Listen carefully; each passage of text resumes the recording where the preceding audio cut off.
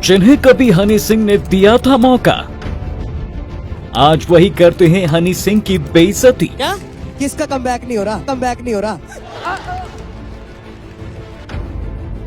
खुद को सुपरस्टार समझने वाले हनी सिंह को करते हैं चैलेंज। तुमको कुछ मालूम नहीं था, मैंने बताया हनी सिंह के जैसा ऐसा करते थे। हनी सिंह को इंडस्ट्री से निकलवाने की कर चुके हैं कोशिश।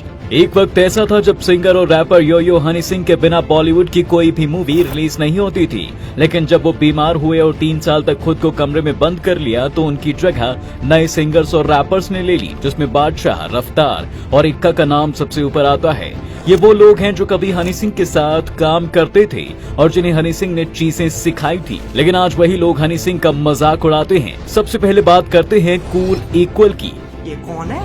नहीं पता? अरे भाई, ये हमारे छोटे शिनचैन, सॉरी मोटे शिनचैन बादशाह। जी हाँ, खुद को सुपरस्टार समझने वाला ये बैड बॉय इंडस्ट्री में आया था तब इसने अपना नाम कूल इक्वल ही रखा था, जिसे हनी सिंह ने बदलकर बादशाह रख दिया था और इस बात को बादशाह ने खुद भी एक्सेप्ट भी किया है। हनी भाजी कहते यू लिव लाइक अ बादशाह, ते फिर उस तो बाद बस बादशाह डिसाइड हो गया। लेकिन जब बादशाह की लड़ाई हनी सिंह से हो गई और दोनों दुश्मन बन गए तो बादशाह ने अपने नाम को लेकर एक दूसरी कहानी ही बतानी शुरू कर दी। शाहरुख सर से मैं बहुत इंस्पायर्ड था, बहुत ज्यादा। एक बहुत बड़ा रीजन है कि मैंने अपना नाम बादशाह रखा, क्योंकि तब बादशाह को ये बताने में शर्म आने लगी कि उनका नाम भी उन्हें उनके दुश्मन हनी सिंह से मिला है।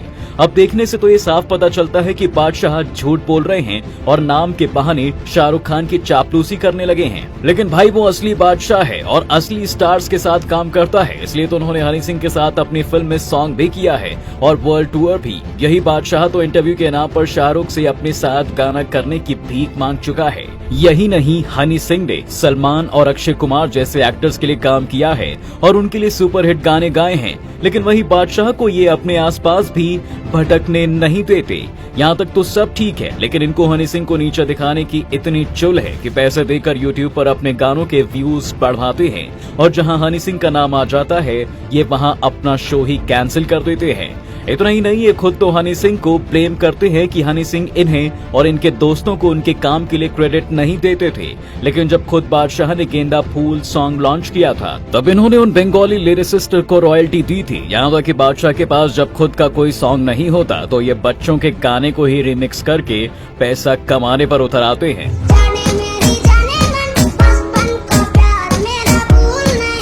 जहां ये खुद तो करोड़ों रुपए कमा लेते हैं और बच्चों को थोड़े पैसे देकर भेज देते हैं। इसके बाद आते हैं बादशाह के दूर के भाई रफ्तार। दूर के इसलिए क्योंकि बादशाह और रफ्तार जब हनी सिंह के बनाए माफिया मुंडी बैंड के साथ काम करते थे, बादशाह खुद कई सालों तक रफ्तार से नहीं मिले थे, लेकिन जब बात आई हनी सिंह के खिलाफ काम करने की तो दोनों लंगोटिया यार बन गए। लेकिन इसके बाद भी रफ्तार का कुछ खास भला नहीं हो पाया। कहां वो रफ्तार इंडस्ट्री के बहुत बड़े सिंगर और रैपर बनना चाहते थे, वो आज टीवी पर अपना करियर बनाने के लिए रोडीज खेलने को मजबूर हैं।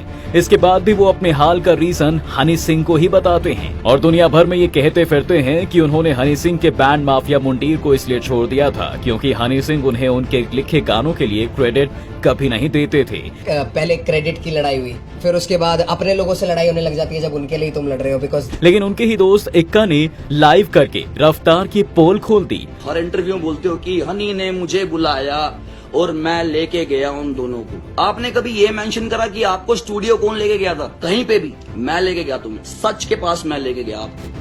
हम तो कुछ भी कहने से पहले यही कहेंगे कि रफ्तार को पहले खुद लोगों को क्रेडिट देना चाहिए। लेकिन रफ्तार कहते हैं कि उन्होंने हनी सिंह से दुश्मनी सिर्फ इसलिए नहीं की थी कि वो उनको क्रेडिट नहीं देते थे, बल्कि हनी सिंह दूसरे आर्टिस्ट जैसे लील गोलू को भी क्रेडिट नहीं देते थे जिन्होंने हनी के लिए सुपरहिट गाने दिए। लेकिन कमाल की बात तो ये है कि आज तक खुद कभी लील गोलू ने हनी सिंह के बारे में कभी कुछ नहीं कहा, क्योंकि वो हनी सिंह ही थे जिन्होंने रफ्तार, इक्का और लील गोलू को म्यूजिक के बारे में सिखाया था और जिनके दम पर ये खुद को सुपरस्टार बोलते हैं। भाई, माना कि हनी सिंह के सॉन्ग आजकल उतने हिट नहीं हो रहे हैं, लेकिन अगर ये लोग इतने ही अच्छे सिंगर्स और रैपर हैं तो इनके गाने भी क्यों हिट नहीं हो रहे हैं। अब बात करते हैं किंग की। अरे भाई, ये कोई सच के किंग नहीं है, बल्कि इनका नाम किंग है।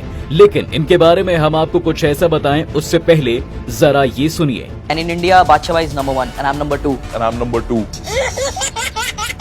अरे कोई इसे बताए कि भाई तू लिस्ट में है ही नहीं, क्योंकि जितने व्यू किंग को अपने पूरे करियर में नहीं मिले हैं, उससे ज्यादा व्यूज तो हनी सिंह के 2 गानों में ही हैं। लेकिन इस गली मोहल्ले के किंग को खुद पर इतना घमंड है कि हनी सिंह के बारे में ये बोलते हैं। जैसे हनी बाजी आए तो बाकी लड़कों ने अपने गिलास उठा लिए, भाई मैं देसी लौंडा हूँ, मैंने गिलास नीचे रख दिया। लेकिन हनी सिंह ने भी किंग को सीधा जवाब नहीं दिया, बल्कि अपने एक सॉन्ग का ट्रेलर लॉन्च करके ही किंग की सारी हवा निकाल दी। इसके बाद बात करते हैं बस्ती का हस्ती MC स्टैन के बारे में। बस कोई इसके नाम का फुल फॉर्म ना पूछे यार, इसकी तो अलग ही चुल है। कहाँ हनी सिंह इसकी तारीफ करते फिरते हैं और इसके म्यूजिक को यूनिक बताते हैं। फिर मैंने जाके MC स्टैन का एक आधा सा गाना सुना, मुझे बहुत क्रेजी लगा और बहुत डिफरेंट लगा। I wish him all the best कि वो लिल वैन से भी बड़ा कलाकार बने हिंदुस्तान में। लेकिन इसको तो बिग बॉस 16 जीत कर ऐसा घमंड आया कि इसने इंस्टा लाइव करके हनी सिंह के बारे में ही उल्टा सीधा बोल दिया। तुमको कुछ मालूम नहीं था, मैंने बताया हनी सिंह के जैसा ऐसा करते थे। यहाँ तक कि MC स्टैन ने यहाँ तक कह दिया कि इंडिया में वो मम्बल रैप लेकर आए थे, लेकिन ये बोलते हुए भूल गए कि जब MC स्टैन बस्ती का हस्ती बना भी नहीं था, उससे पहले ही हनी सिंह मम्बल रैप लेकर आ चुके थे। अब बात करते हैं इस नमूने के गाने की, तो ये बस्ती सस्ती कॉपी जितने भी गाने लॉन्च करता है उसमें कुछ ना हो तो गाली जरूर होती है, जिसे ये और उसके चाहने वाले इसे कूल मानते हैं। लेकिन वहीं हनी सिंह ने अब खुद को बदला है और अब वो सिर्फ ऐसे गाने कर रहे हैं जिसका कोई मतलब है।